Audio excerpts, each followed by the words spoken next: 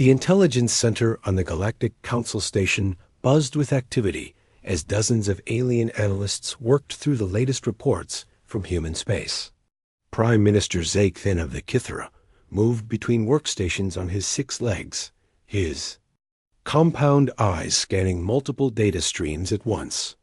As the head of Council Intelligence, he was responsible for providing accurate assessments of all potential threats to galactic peace. The insectoid leader stopped at a holographic display, showing human military assets throughout their controlled systems.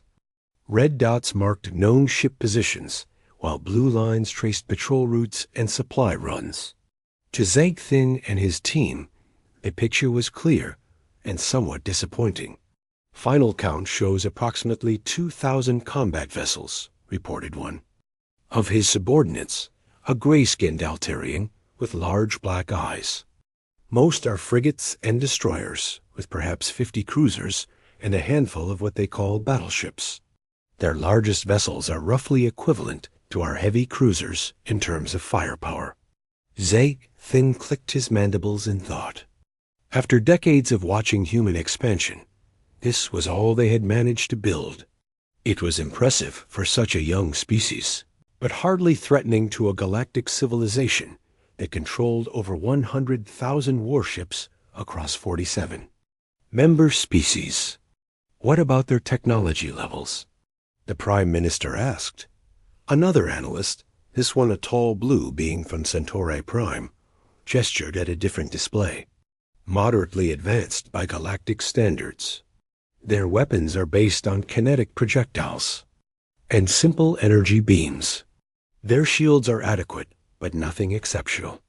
Their faster-than-light drives are actually quite efficient, though they lack the refinement of our best systems. And their defensive positions? Predictable, the Altarian replied. They have orbital platforms around their major colonies, and Earth itself. Standard asteroid mining operations in their home system. Nothing that suggests they understand modern space warfare tactics. Zeke Thin felt a mixture of disappointment and relief. The humans had seemed so promising when they first appeared on the galactic stage 30 years ago. Their rapid expansion and stubborn independence had worried some council members. But now it appeared they were just another young species that had grown too confident too quickly. Far from the council station, Captain Ben Rodriguez guided his ship through the darkness between stars. The UE's Shadow was humanity's most advanced stealth vessel, invisible to all known forms of alien detection. For the past 5 years, Rodriguez and his crew had been mapping every major council world, studying their defenses and gathering intelligence. That would have shocked the aliens if they knew about it. Rodriguez was a quiet man who had spent most of his adult life in space. He understood better than most how vast the galaxy was and how many secrets it could hide. His ship looked like a small asteroid to any scanner that might detect it, and even up close it would take an expert to realize it was actually a sophisticated spy vessel. Captain, called his sensor operator, Lieutenant Karen Wright, we're picking up massive fleet movements near the Viridian system. Looks like they're gathering ships from at least 12 different species. Rodriguez moved to her station and studied the readings. Hundreds of alien warships were converging on a single location, far more than would be needed for any normal military exercise. The timing was too convenient to be coincidence. They're preparing to move against Earth, he said quietly. How many ships are we looking at? Wright worked her controls for several minutes, cross-referencing the sensor data with their intelligence files on Council fleet compositions. Preliminary count shows over 15,000 vessels, sir. Everything from fast attack craft to those big draconian dreadnoughts. Get me a secure communication link to Earth Command, Rodriguez ordered. Admiral Morrison needs to know what's coming. Back on Earth, Admiral Morrison received the intelligence report in his underground command center. The facility had been built into a mountain in the Rocky Mountains, protected by layers of armor and defensive systems that the public knew nothing about. Morrison studied the tactical displays showing enemy fleet positions while his staff prepared detailed analysis reports.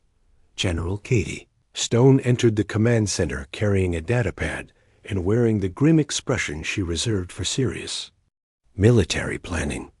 She had earned her reputation during the colony wars 10 years earlier, and Morrison trusted her judgment more than any other officer in the human military. "The Council fleet is bigger than we expected," she said without preamble. 15,000 ships is roughly 3 times the size of any force they've assembled in the past century. Morrison nodded. "They want to make sure we get the message. One overwhelming show of force to convince us that resistance is hopeless.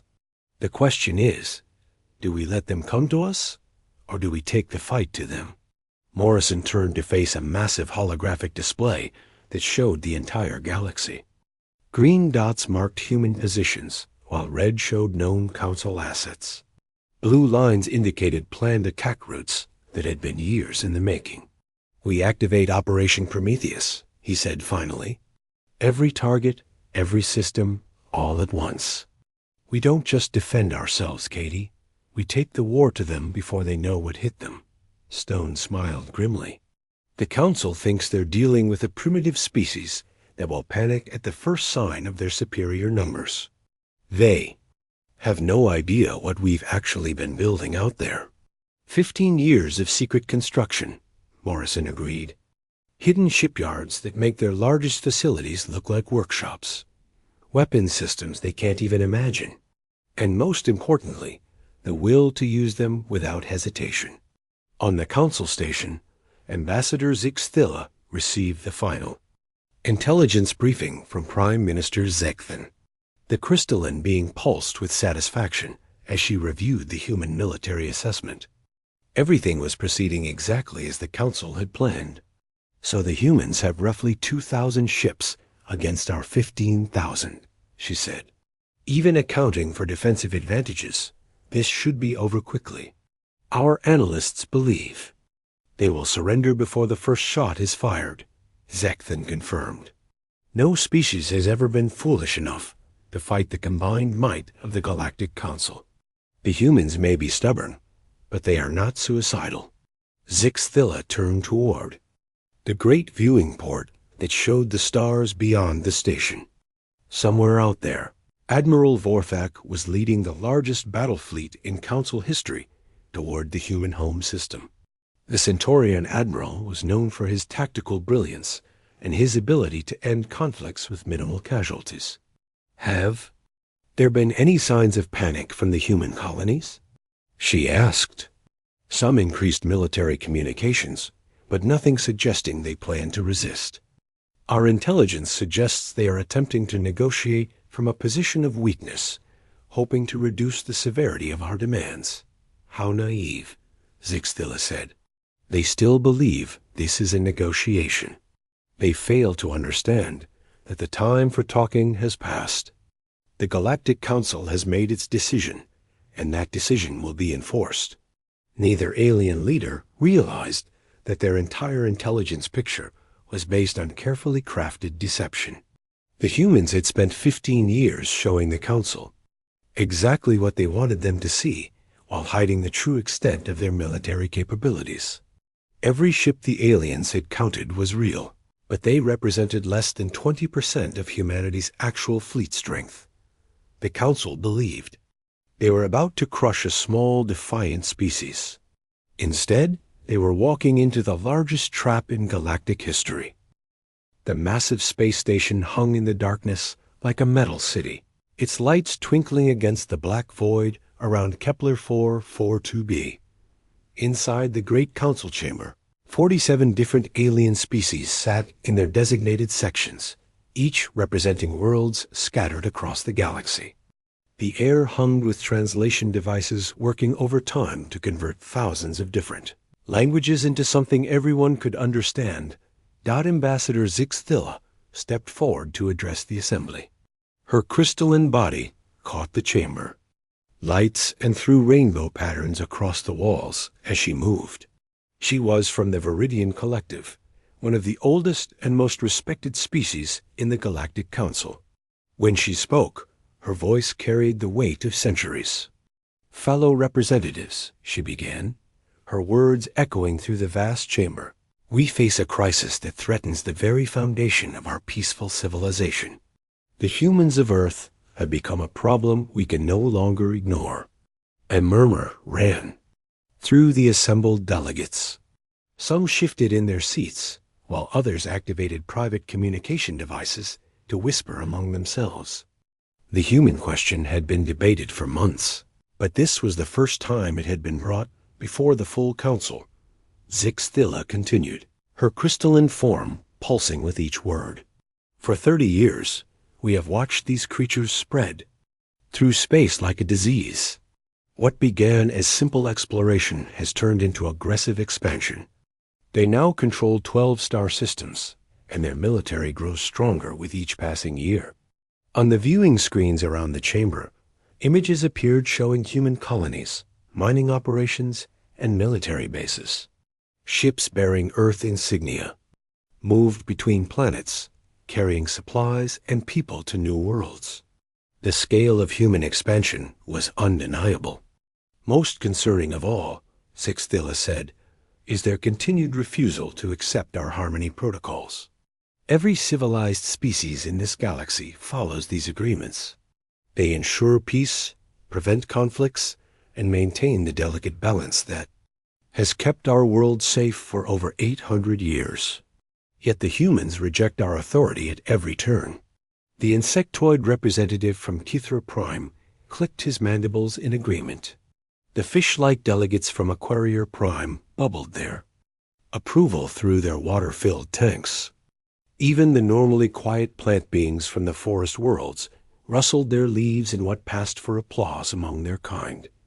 Halfway across the galaxy, Admiral Jack Morrison sat in his office at Earth Defense Command, reading the message that had just arrived through diplomatic channels. The communication was formal, written in the careful language that diplomats used when they wanted to sound polite while making threats. Morrison was a career military man who had spent 40 years defending Earth and its colonies. He had gray hair, tired eyes, and scars from battles fought in the early days of human space exploration. He read the message 3 times before calling his aide. "Get me President Carter on a secure line," he said, "and contact Secretary Blake and Secretary Walsh. We need an emergency meeting." Within an hour, Morrison found himself in the White House Situation Room, surrounded by the most powerful people on Earth. President Lisa Carter sat at the head of the table, her face serious as she reviewed the alien ultimatum. She was younger than Morrison, but she had proven herself a strong leader during her first term in office. "Let me make sure I understand this correctly," Carter said, looking around the table. "The Galactic Council is demanding that we stop all expansion beyond our solar system, reduce our military to 1/4 of its current size, and submit to their oversight of our technology development. And we have 30 days to comply." Defense. Secretary Ryan Blake slammed his hand on the table. He was a big man with a loud voice who had never backed down from a fight in his life. "This is outrageous. We've never attacked anyone. We've never threatened their precious council. All we've done is build homes for our people and defend ourselves." Secretary of State Helen Walsh held up her hand for calm.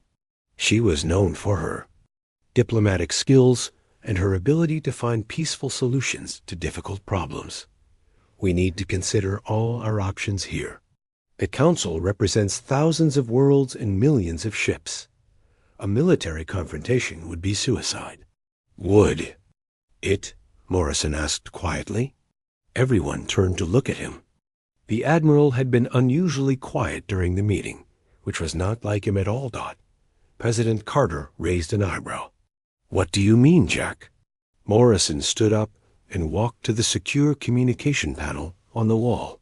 He entered a code that only 3 people in the room knew, and a new voice joined the meeting through the speakers. "Dr. Cross here," the voice said. I assume you've all read the Council's demands. Dr. Nathan Cross was the head of the Strategic Defense Initiative, a program so secret that most people in the government didn't even know it existed. He rarely left his underground facility in Colorado, and when he did speak, people listened. Carefully. Nathan, President Carter said, please tell me you have some good news. Actually, I do, Cross replied. For the past 15 years, we've been preparing for exactly this situation. We call it Project Defiance, and it's been our top priority since the day we first made contact with alien civilizations. Blake leaned forward in his chair. What kind of preparation are we talking about? The kind that will surprise our alien friends, Cross said. Hidden shipyards in the asteroid belt. Advanced weapons research facilities on Mars.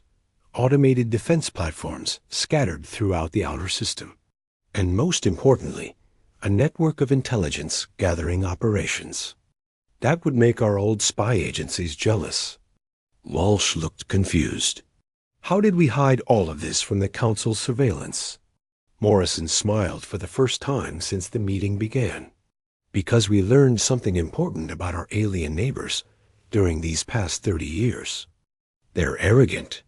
They assume that because they're older and more advanced, they're also smarter. They see what they expect to see, and they dismiss what doesn't fit their preconceptions. Cross continued through the speakers. The Council thinks we have about 2,000 combat ships, mostly small frigates and destroyers. They believe our technology is moderately advanced, but nothing special. They're convinced that one show of force will send us running back to Earth with our tails between our legs. And the reality? Carter asked. The reality is very different, Morrison said. We've been playing a long game, Madam President. Every colony ship that left Earth carried hidden military components. Every mining operation in the asteroid belt doubled as a weapons factory. Every diplomatic mission to alien worlds included intelligence operatives who gathered information about their military capabilities. Blake grinned. So when they come knocking with their big fleet, expecting us to surrender, they're going to get a surprise. The biggest surprise in galactic history, Cross confirmed. The Council has made one critical error in their calculations. They think humans are just another species that can be intimidated into submission. They're about to learn why that assumption is going to cost them everything. President Carter looked around the table at her advisors. These were people she trusted with the future of humanity, and she could see determination in their eyes. The aliens had given Earth an ultimatum, expecting compliance and fear. They were going to get war instead. The 30-day deadline passed without a single word from Earth. Admiral Vorthak stood on the bridge of his massive flagship, watching the tactical displays as his fleet prepared to drop out of hyperspace at the edge of the Sol system. The Centaurian commander was known throughout the galaxy for his tactical brilliance and his ability to end conflicts with overwhelming force before they truly began. 15,000 ships from 12 different species surrounded his command. Vessel in perfect formation. Draconian dreadnoughts bristled with heavy weapons, while Altarian cruisers provided electronic warfare support. Fast Kithra destroyers scouted ahead, while the massive Viridian battleships served as mobile fortresses. It was the largest fleet ever assembled by the Galactic Council, and Vorthak felt confident it would be more than enough to convince the humans to surrender. All ships report ready for system entry, announced his tactical officer, a young Centaurian. With blue skin and the elaborate tattoos that marked him as a member of the military caste. Long-range sensors show no unusual activity in the target system. Vorthak nodded. Begin final approach. All vessels are to maintain formation and await my orders before taking any hostile action. We want the humans to see our strength before they make any foolish decisions. The massive fleet dropped out of hyperspace in a coordinated maneuver that had taken months to plan and practice. 15,000 alien warships materialized at the outer edge of the Sol system, their weapons powered, but not yet targeted. Vorthek expected to find panicked human vessels fleeing toward Earth, or perhaps a small defensive force trying to buy time for evacuation. Instead, he found empty space. Sensor sweep shows minimal activity, reported the tactical officer after several minutes of intensive scanning. A few mining operations in the asteroid belt, some commercial traffic near Mars, but no significant military presence. Vorthek frowned. Intelligence reports had indicated that the humans maintained patrol fleets throughout their home system. Where were the ships that should have been challenging his advance, or at least observing his fleet? His answer came in the form of 8,000 human warships materializing from hidden positions throughout the asteroid belt. Ambush began without warning or declaration. Massive human dreadnoughts that had been invisible to all sensors suddenly powered up weapon systems that made the Council's best battleships look like children's toys. Captain Steve Parker commanded the UES Retribution, one of 12 super dreadnoughts that humanity had built in secret over the past decade. Parker was a career naval officer who had spent 20 years preparing for this exact moment. His ship alone carried more firepower than most alien species possessed in their entire fleets, and he intended to demonstrate that fact in the most dramatic way possible. All batteries, target the lead Draconian formation, he ordered calmly. Fire when ready. The Retribution's main guns spoke with voices that could be heard across the solar system. Experimental plasma cannons that existed nowhere else in the galaxy sent streams of superheated matter into the enemy ranks. The lead Draconian dreadnought, a ship that had been considered invincible for 300 years, simply ceased to exist in a flash of brilliant light. All along the human line, similar scenes played out as Earth's hidden fleet revealed itself. With devastating effect, ships that the aliens had never seen before emerged from asteroid hiding places and began systematic destruction of the Council Armada. Within the first hour of battle, over 3,000 alien vessels had been destroyed or disabled. Vorthak watched his carefully planned formation dissolve into chaos as human ships attacked from positions that should have been impossible to reach undetected. His tactical displays showed losses mounting at a rate he had never seen before, even in the worst battles of his long career. How did they hide so many ships? He demanded. Our intelligence said they had 2,000 vessels total. His communications officer looked up from her station with panic in her large eyes. Sir, we're receiving priority transmissions from Council worlds throughout the galaxy. They're all under attack. The true scope of Operation Prometheus was becoming clear as reports flooded in from across known space. On Viridian Prime, the crystalline beings who had pushed hardest for war against humanity found their homeworld surrounded by human battle. Fleets that had appeared without warning. Colonel Amy Davis led the ground assault on the Viridian capital with efficiency that shocked even her own troops.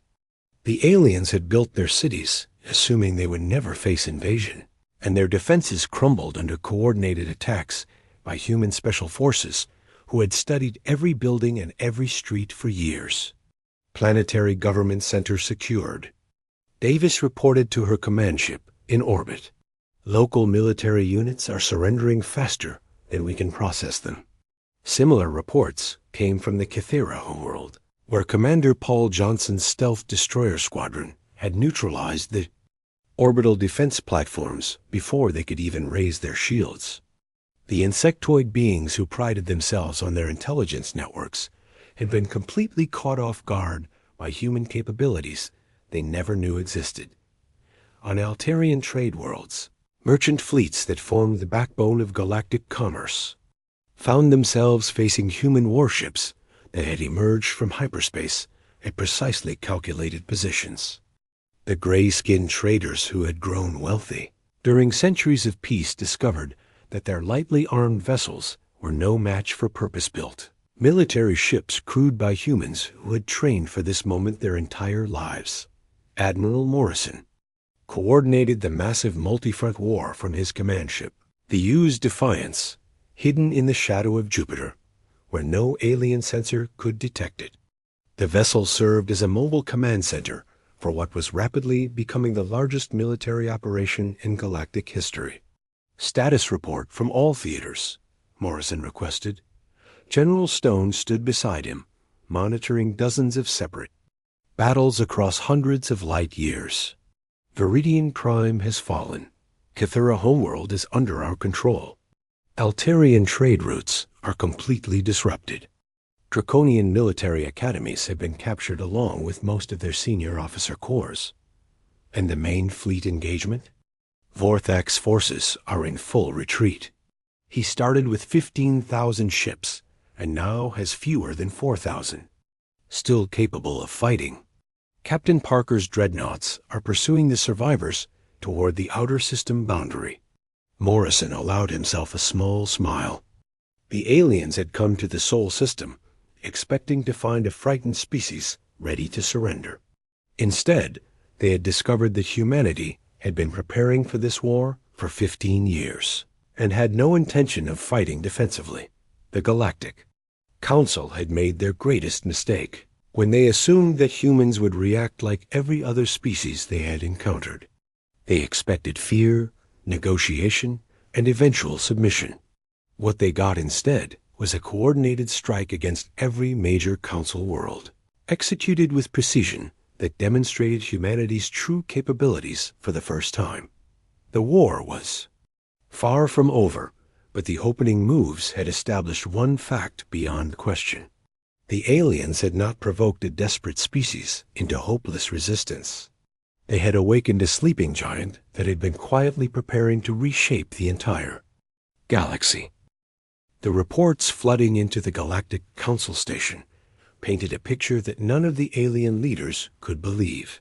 Within 72 hours of the failed ultimatum, 17 major Council worlds had fallen to human forces. Trade routes that had operated safely for centuries were now controlled by Earth warships. Military installations that had never been threatened in living memory lay in ruins. Ambassador Zixthilla stood in the council chamber, her crystalline form flickering with colors that betrayed her panic and confusion. Around her, representatives from 47 species demanded answers that no one seemed able to provide. The careful order that had governed galactic civilization for 800 years was collapsing faster than anyone thought possible. "How is this happening?" she demanded, turning toward Prime Minister Zegthan. The insectoid intelligence chief had been conspicuously quiet since the attacks began. His compound eyes focused on data streams that seemed to bring only bad news. "Our entire assessment was wrong," Zegthan admitted, his mandibles clicking. Nervously, the humans didn't have 2,000 ships. They had over 20,000, and most of them were hidden so well that our best sensors never detected them. "That's impossible," interrupted the draconian representative, a large reptilian being whose species prided itself on military excellence. "No one can hide that many vessels. Our surveillance networks monitor every star system." "Apparently not." "Well enough," Zegthan replied. "The humans have been playing a deception game for 15 years.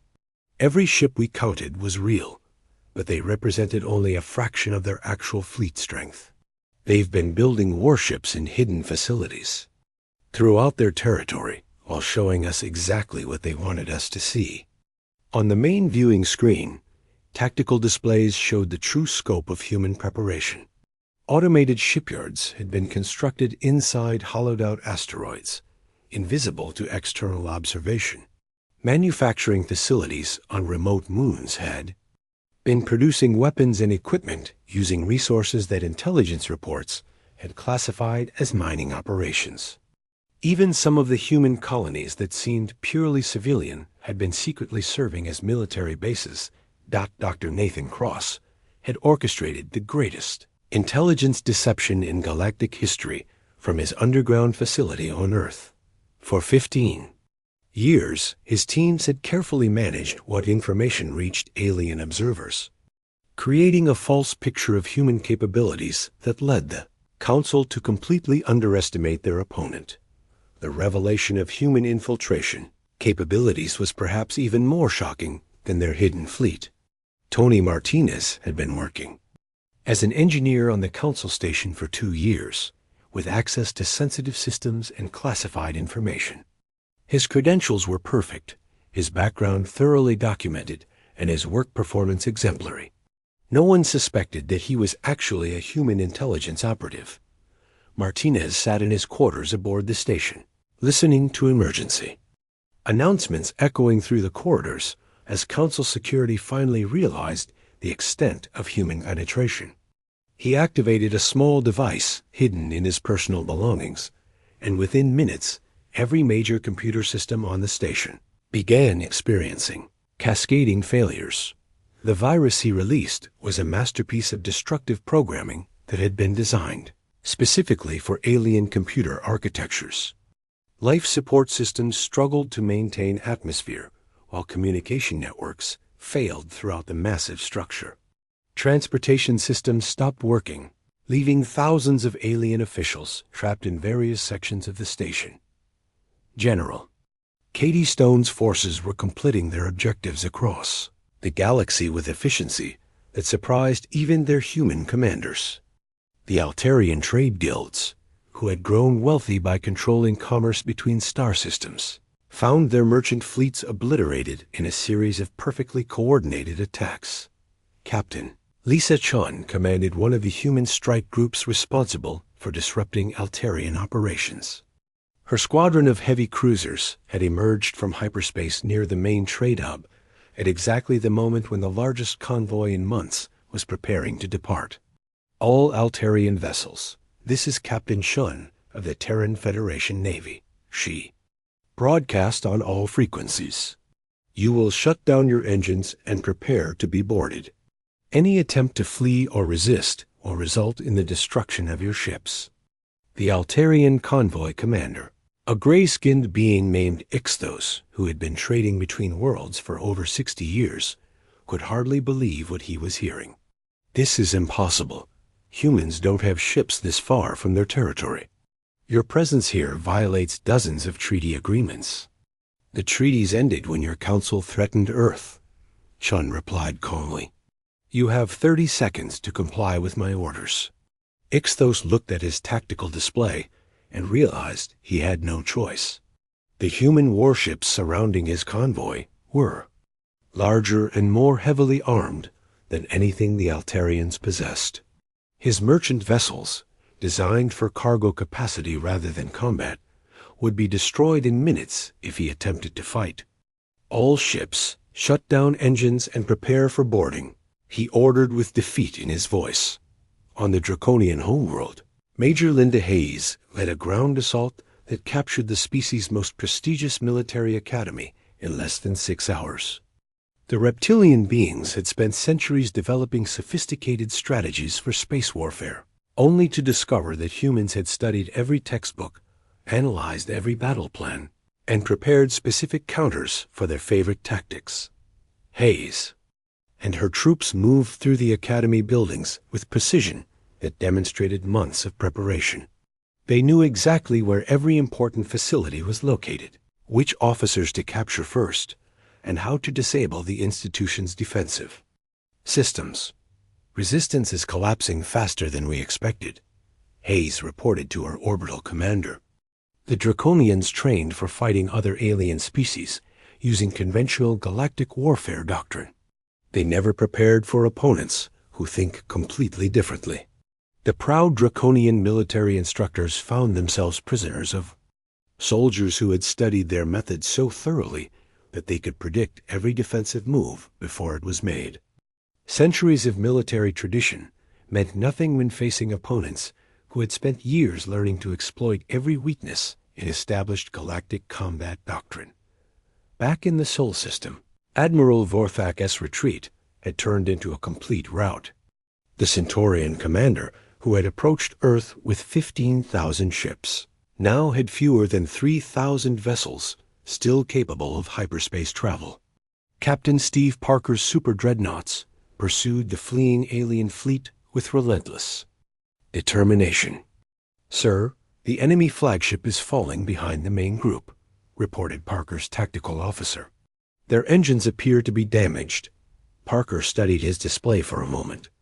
Vorthak's command ship was the largest vessel in the alien formation, and probably contained valuable intelligence about Council military capabilities. More importantly, capturing the enemy admiral would send a message to every species in the galaxy. "All ships, target the flagship's engine sections. Disable, but don't destroy. I want that ship and everyone on board." The UE's retribution closed in on its target, like a predator stalking wounded prey. Vorthak watched helplessly as human warships surrounded his vessel, their weapons trained on critical systems that would leave him stranded in space if damaged. The galactic order that had seemed permanent and unshakable was crumbling with each passing hour, and the aliens were beginning to understand that their greatest mistake had been assuming humans would behave like every other species they had encountered. 3 months after the Galactic Council delivered their ultimatum to Earth, the war was over. Not because humanity had shown mercy to their enemies, but because there was simply nothing left of the Council's military power to continue fighting. What had begun as an attempt to force human submission had ended with the complete collapse of galactic civilization as it had existed for 8 centuries. President Lisa Carter stood before the expanded United Nations Assembly in New York, addressing representatives from 47 conquered species who now found themselves subjects of the Terran Federation. The Great Hall had been modified to accommodate the various environmental needs of different alien races, with specialized atmosphere controls and gravity adjustments for each delegation. "The old Galactic Council is officially dissolved," Carter announced, her voice carrying clearly through translation devices that converted her words into thousands of different languages. "In its place, we established the Terran Federation, with Earth as the administrative center of galactic governance." The alien representatives sat in uncomfortable silence. Some species had attempted rebellion during the occupation, only to discover that human forces under General Cady Stone's command crushed resistance with the same efficiency they had shown during the initial conquest. The few remaining alien military units had either surrendered or been destroyed, leaving no organized opposition to human rule. Admiral Jack Morrison had been appointed as the first human High Admiral of Galactic Defense, a position that gave him authority over all military forces throughout known space. His new headquarters occupied the former Galactic Council Station, which had been renamed New Geneva Station after extensive renovations to accommodate human operational requirements. Morrison walked through corridors that had once hummed with the voices of dozens of alien species debating galactic policy. Now those same halls echoed with the boots of human marines and the efficient chatter of Earth personnel managing the transition to new management. The irony was not lost on him that the Council's own station had become the symbol of their defeat. Dr. Nathan Cross presented his post-war analysis to the global leadership during a secure video conference that connected Earth with military commanders throughout the galaxy. The architect of Project Defiance looked tired but satisfied as he reviewed the factors that had led to humanity's complete victory. "Our success wasn't just about having more ships or better weapons," Cross explained, gesturing at holographic displays that showed the scope of human operations. "We won because we understood something the aliens had forgotten during their centuries of peace. Sometimes survival requires not just the willingness to fight, but the wisdom to strike first, and strike decisively." The numbers told the story clearly. Human casualties had been remarkably light, with fewer than 50,000 military personnel killed or wounded during the entire campaign. Alien losses, by contrast, numbered in the millions. The Council species had simply been unprepared for the intensity and coordination of human warfare. General Stone's integration teams were working across the galaxy to establish new governmental structures on former Council worlds. The process was not entirely smooth, as some populations struggled to accept their new reality. The proud Draconians had attempted several uprisings, only to find their military academies now staffed by human instructors teaching Earth tactical doctrine. On Viridian Prime, Colonel Amy Davis supervised the conversion of crystalline governmental facilities to human administrative standards. The beings who had pushed hardest for war against Earth now found themselves working under human oversight, their own officials reduced to advisory roles in the new planetary administration. Resistance is minimal at this point, Davis reported. During her weekly briefing, most of the population has accepted that cooperation offers better prospects than continued opposition. The few holdout groups lack the resources to pose any serious threat. The transformation of galactic commerce proceeded with similar efficiency. Captain Lisa Chun had been promoted to admiral and given responsibility for reorganizing trade routes under human control. The Altarian merchant guilds that had once dominated interstellar commerce now operated under Terran Federation licenses, with human customs officials monitoring every transaction. We're seeing a significant increase in trade efficiency, Chun reported to Morrison during one of their regular coordination meetings. Removing the Council's bureaucratic restrictions has allowed commerce to flow more freely between systems. Most alien traders are actually reporting higher profits under our administration. Tony Martinez had finally revealed his true identity. After spending 2 years undercover on the Council station, the engineering cover story had been perfect preparation for his new role as the Federation's chief administrator for the facility. His intimate knowledge of alien systems and procedures made him invaluable during the transition period. The Council members are requesting another meeting about their status, Martinez informed Morrison during their daily briefing. They still seem to believe this is a temporary occupation that will end with some kind of negotiated settlement. Morrison smiled grimly. Schedule the meeting. It's time they understood that this is permanent. The former Council leaders gathered in what had once been their Grand Assembly chamber, now converted to serve as a human conference room. Ambassador Zixthila's crystalline form had lost much of its previous luster, while Prime Minister Zake Thin's compound eyes seemed unable to focus properly since his capture.